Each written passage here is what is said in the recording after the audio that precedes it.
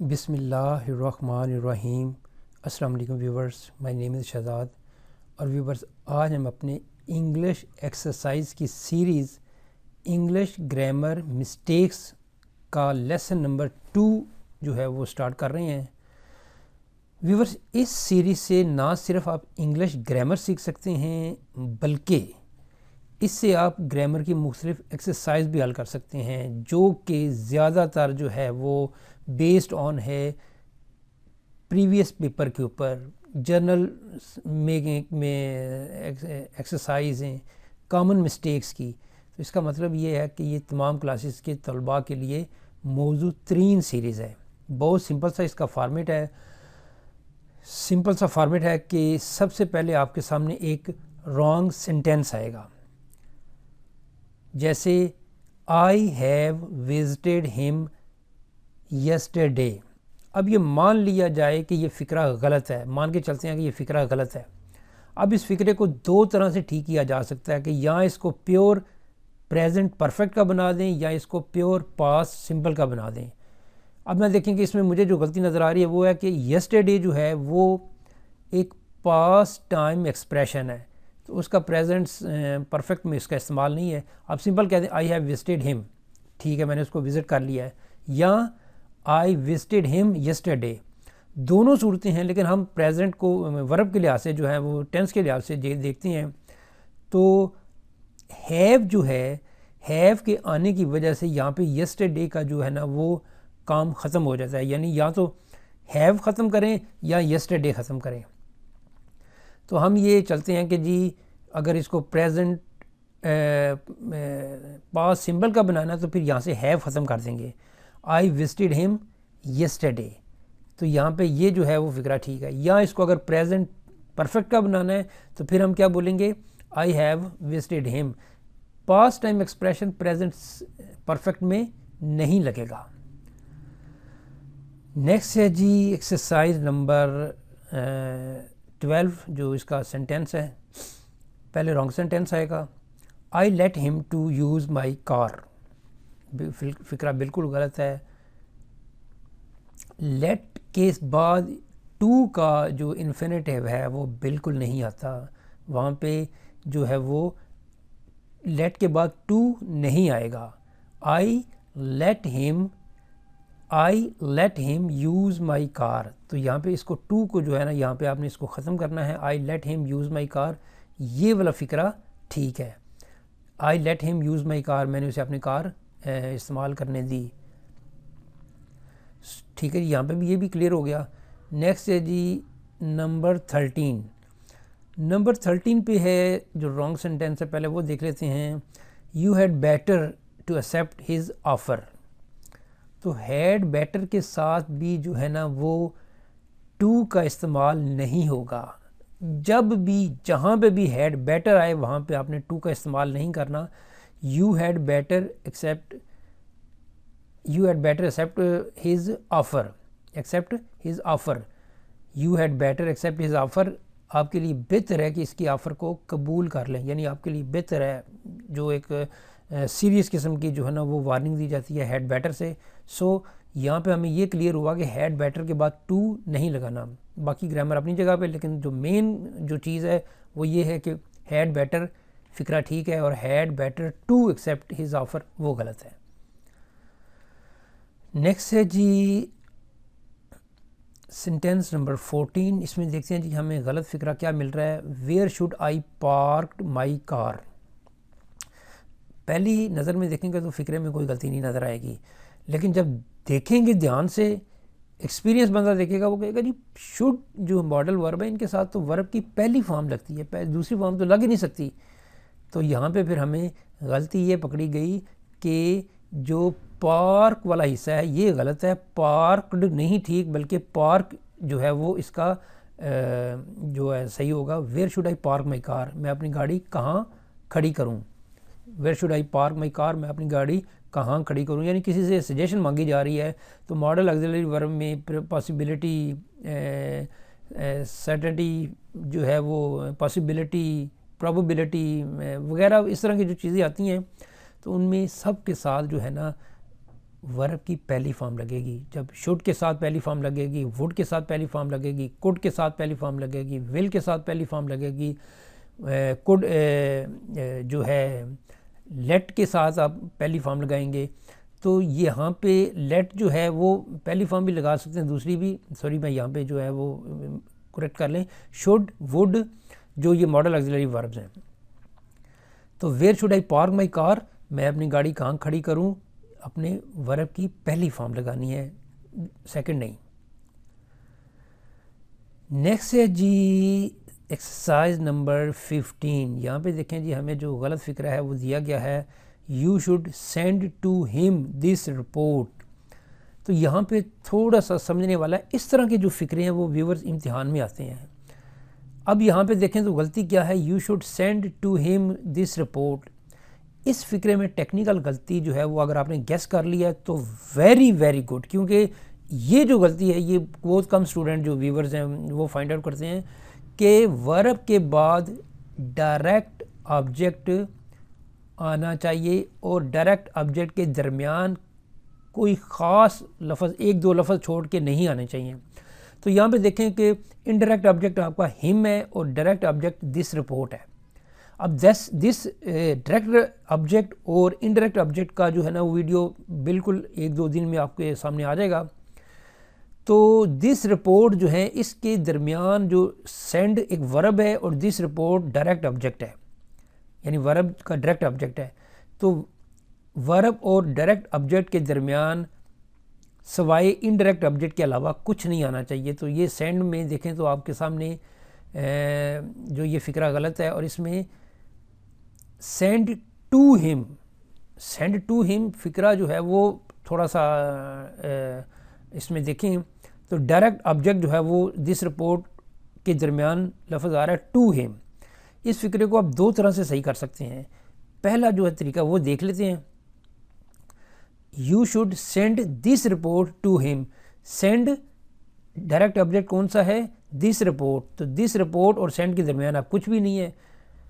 दूसरा तरीका ये है कि you should send him this report. Send him यानी सेंड के बाद जो है वो इनडायरेक्ट ऑब्जेक्ट आ गया और बाद में लिख सकते हैं you should send him this report, ठीक है। सेंड टू हिम जो है वहाँ पे आगे गलत है, क्योंकि सेंड टू आगे किसी और जगह पे इस्तेमाल होना शुरू हो जाता है।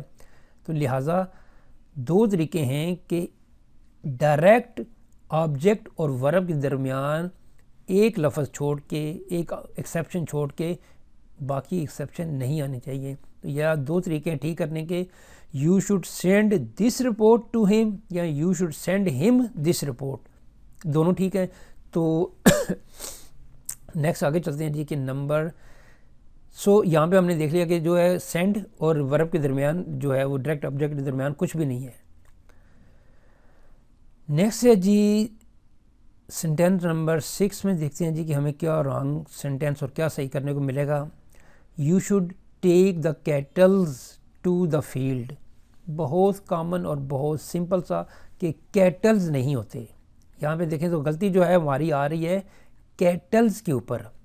कैटल जो है वो ठीक है, क्योंकि कैटल बजाते खुद जो है वो एक कलेक्टिव नाउन यानी प्लूरल की शक्ल में है। तो जब एक प्लूरल को हमने कैटल मान लिया है तो फिर कैटल्स कहना जो है वो गलत हो जाएगा। तो इसकी जो है ना वो सिंगुलर फॉर्म नहीं होती। तो यानी कई जो प्लूरल फॉर्म है जिनकी सिंगुलर फॉर्म नहीं होती उनमें ये भी एक नाउन है। तो इसकी जो करेक्शन है वो ये बन जाएगी, you should take the cattle to the field. आपको मवेशियों को खेतों में ले जाना चाहिए, यानी घुमाने फिराने के लिए, खाने पीने के लिए। तो you should take the cattle to the field, ज़री बात है आप घुमाने फिराने के लिए तो नहीं, लेकिन खेतों में जो है जहाँ पे चरागाहें होती हैं उनको यहाँ पे हम कहेंगे। अगर किसी आम बच्चे को कहेंगे तो फील्ड का मतलब होगा प्ले ग्राउंड, लेकिन यहाँ पे कैटल ने जो है वो प्ले नहीं करने जाना बल्कि उसने कुछ खाने पीने के लिए जाना होता है, तो फील्ड उस नज़र में भी आ सकता है। सो हमारा जो है वो कैटल्स नहीं है बल्कि कैटल है। और ये अक्सर इम्तिहान में स्टूडेंट्स इसकी गलतियाँ 3 तरह से आ सकती हैं कि इसमें वर्ब कौन सा लगेगा, इसमें जो है वो कैटल या कैटल्स आएगा, इस तरह के और भी कई आ सकते हैं। तो ये साथ साथ चलते रहेंगे। देखें ना इस वक्त एक्सरसाइज कॉमन मिस्टेक नंबर 16 है। तो इमेजिन करेंगे जब आप कम से कम 500, 700, 1000 के करीब जब आप ये चीज़ें कर जाएंगे तो फिर आपको किसी की ज़रूरत ही नहीं पड़ेगी कि मैं ग्रामर देखूं या रूल देखूं। प्रैक्टिस भी जो है ना वो एक बड़ी ज़बरदस्त चीज़ है। बहरहाल वो मेरी जो कॉमन मिस्टेक की रियल जो ग्रामर सीरीज़ है वो एक अलग से चल रही है, और ये सिर्फ एक्सरसाइज है। यहाँ पे अगर थोड़ा बहुत मैं, क्योंकि यहाँ पे ये एक्सरसाइज है, एक्सरसाइज में जस्ट ये कि आया और आगे एक्सप्लेन किया और चले गए। लेकिन जो कॉमन मिस्टेक की मेरी रियल सीरीज़ है वहाँ पे जहाँ पे एक एक चीज़ को, उसकी ग्रामर, उसके जितने भी एक्सेप्शन, जो कुछ भी उसके साथ हो सकता है, तो कि कैटल के साथ कौन सा वर्ब लगेगा, कैसे ये नाउन बनेगा, कैसे एडजेक्टिव नाउन के तौर पे यूज़ हो सकते हैं, वगैरह वगैरह, इस तरह की बड़ी चीज़ें जो हैं वो वहाँ पे मैंने जो है वो अपलोड कर रहा हूँ। नेक्स्ट है जी सेंटेंस नंबर हमारा 17। यहाँ पे देखते हैं जी कि हमें क्या फ़िक्रा मिलता है और इसको क्या ठीक करना है। He is much happy today. तो ये मान के चलें कि ये फ़िक्रा गलत है, चंद एक एक्सेप्शन के साथ, लेकिन ये फ़िक्रा गलत है। तो जिन्होंने गेस कर लिया है तो इसका मतलब है कि उनकी कुछ प्रैक्टिस है। अब देखें, इसको करेक्ट करने के लिए आपको एडजेक्टिव की डिग्रीज पता होना चाहिए। जिस तरह happy, happier, happiest, tall, taller, tallest, इस तरह मच जो है वो चंद एक एक्सेप्शन छोड़ के, क्योंकि ज़ुबानों में एक्सेप्शन होता है, चंद एक एक्सेप्शन छोड़ के मच जो है वो एडजेक्टिव की सेकंड डिग्री के साथ लगेगा। अगर ये फिक्रा होता he is much happier today, कि वो आज पहले से ज़्यादा खुश है, तो फिर फिक्रा ठीक था।